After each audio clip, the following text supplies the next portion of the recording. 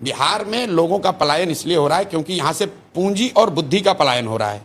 पूंजी का पलायन का मतलब ये नहीं है कि हम बाहर से इन्वेस्टमेंट लाएंगे। पूंजी का पलायन का मतलब ये है, आप समझिएगा कि सीडी रेशियो जो है जो रिजर्व बैंक जारी करता है, बिहार में सीडी रेशियो 1990 से पिछले साल तक है 40%। इसका मतलब क्या है? पिछले साल बिहार से करीब करीब 2.25 लाख करोड़ रुपया बैंकों ने बिहार के लोगों का यहां से ट्रांसफर किया है दूसरे राज्यों में, वहां पर रोजी रोजगार के लिए। यहाँ इंडस्ट्री नहीं है ना, इसीलिए तो इंडस्ट्री कैसे कोई लेना देना नहीं है। यहाँ पर आप अपने बच्चे को पढ़ाना चाहते हैं, आप मोटरसाइकिल खरीदना चाहते हैं, उसके लिए आपको पर्सनल लोन चाहिए। अगर आपको गाड़ी खरीदनी है, आपको यूट्यूब चलाना है, आपको एक छोटा दुकान खोलना है, उसके लिए इंडस्ट्री की क्या जरूरत है?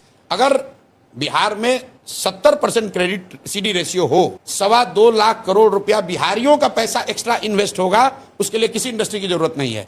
हम लोग ये चाहते हैं कि एज ए फर्स्ट स्टेप जो बिहार का पैसा है वो बिहार में लोगों को ऋण मिले।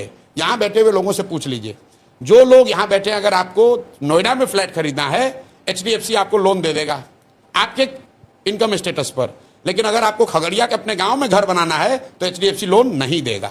ये काम क्या नीतीश कुमार ने नहीं किया? क्या लालू यादव ने नहीं किया? यही बात। अब आप कह रहे हैं कि नीतीश कुमार क्यों नहीं करते हैं, तो भाई उनको समझ होगा तब तो। आप बिहार में किसी पॉलिटिशियन को सीडी रेशियो की बात करते हुए अगर सुने हो तो हमको बता दीजिए। यहाँ के फाइनेंस मिनिस्टर को बुला लीजिए, अगर वो बता दे कि भाई सीडी रेशियो होता क्या है, ये 2 लाख करोड़ रुपया ट्रांसफर हो रहा है, ये बता दे तो हम इस काम ही छोड़ देंगे। उसको मालूम ही नहीं कि भाई ये होता क्या है। बिहार में भी कॉन्स्टिट्यूशनली एक कमिटी है जिसका काम है कि इसको देखे हर महीने कि सीडी रेशियो राष्ट्रीय औसत के आसपास रहे।